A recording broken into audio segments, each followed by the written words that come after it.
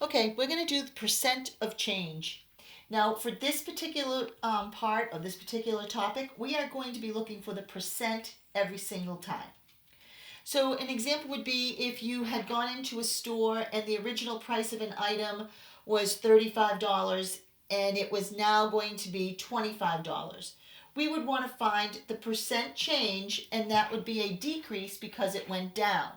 There'd be other times when you would go in and you were going to get an item on sale and you went in to get that item and it actually went up, back up in price. So those are what we call percent of change, and they will be either an increase or a decrease.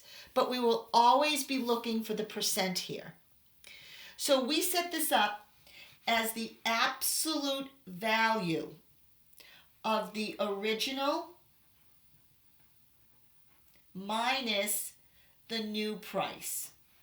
And we will divide that over the original.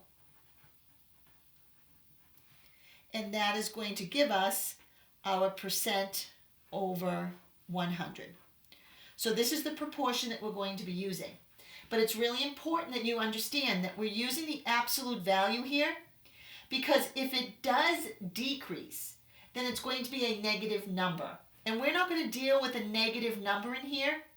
We're going to deal with that when we find our percent, because that is when we're going to attach the word increase or decrease. So we're not going to be working with negative numbers in here. That's why we're always going to be looking for the absolute value. So if I have my original, this is example, if I have an original price of $250 and the new price is going to be $150. Well, we can tell just by looking at those numbers that this is going to be a decrease. So we are going to take the absolute value of the original price, which is $250, minus the $150 over the original $250. And that will be n over 100. We're looking for that percent. So when I go and calculate this, 250 minus 150 is going to be $100. The absolute value of 250 minus 150 is 100. The original price was $250. And we are going to be looking for the percent. Now I know if I divide both of these by 25, I'm going to be able to use a scale factor. So I'm going to divide both of these by 25 over 25, and I'm going to get 4 over 10 equals n over 100. So I can multiply by 10, and I can multiply by 10. Remember, every single one of these is going to be a percent. So this is going to be n equals 40. So my final answer will be 40% decrease. Okay, so it's a 40% decrease. We already said it was going to be a decrease up here. So it's a 40% decrease. All right, one more example. The original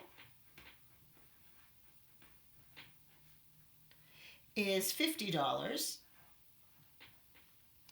and the new is $300. Now we know by looking at that this is going to be an increase. So I would take my original minus my new absolute value over my original, which is going to equal percent over 100. So when I put this in here, my original is $50 minus 300, absolute value, over my original, which is 50, which is equal to n over 100.